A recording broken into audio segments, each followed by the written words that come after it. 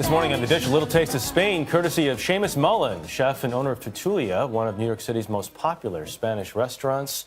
Don't let the Irish name fool you, right? Seamus has taken authentic Spanish cuisine, earned him the Time Out New York Chef of the Year award. He was also nominated by the James Beard Foundation for Best New Restaurant and recently released his new cookbook, Seamus Mullen's Hero Food. He joins us with his ultimate dish, Sunday roast chicken. Great to have you with us, Chef. Thanks for having me. So tell us about the plate. It looks amazing. Well, we got a lot of stuff going on, and we got some Sunday roast chicken. We have roasted Brussels sprouts with chorizo, and then these are my favorite, the pea tendrils a la catalana, which have some fresh garbanzo beans, pine nuts, and raisins. I love the chorizo there. Oh yeah, it gives it a nice right? little spiciness.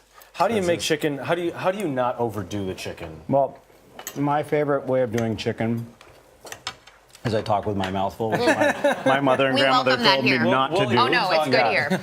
The best way to do chicken, or my little secret trick for doing chicken, is to roast it first at low temperature.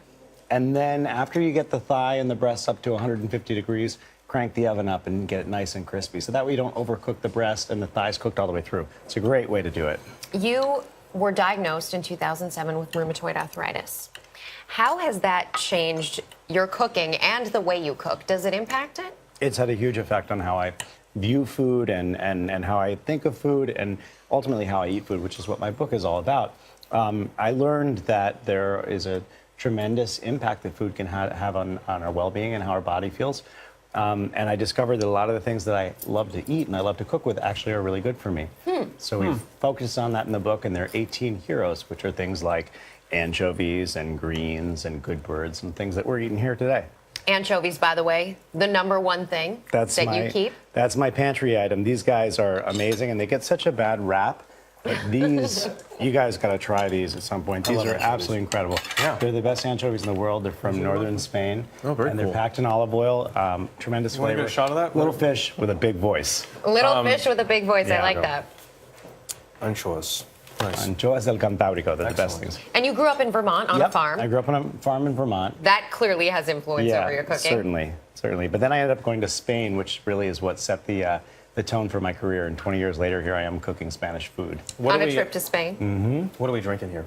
So this is a rosé chacoli, which is a fresh wine from northern Spain, from the Basque region. Cheers. Cheers. You'll notice it's got a little bit of sparkle, which is kind of nice. It's a really nice, fresh that is spring, nice. summer wine. Yeah, that is very fresh. I really like having rosé, and as the weather starts to turn, it gets warmer. So this is one of my favorite wines. You also brought a dessert with an interesting name. Yeah, this is called blueberry boy bait. And this is a recipe that my blueberry boy bait. Wow. Yeah, the idea is you make it and you can get a boyfriend. You know, girls would make it and get a boyfriend. So isn't it good? It's great. This is a recipe that my grandmother taught me, and she used to always make this when I was a kid. And hopefully she's out there watching this. So, Happy Mother's Day to her. Happy Mother's Day to my mother and grandmother. Find our dishes. We definitely. We have everybody do this. Awesome. Thank you. Tradition here. Chef Wonderful. Seamus Mullen.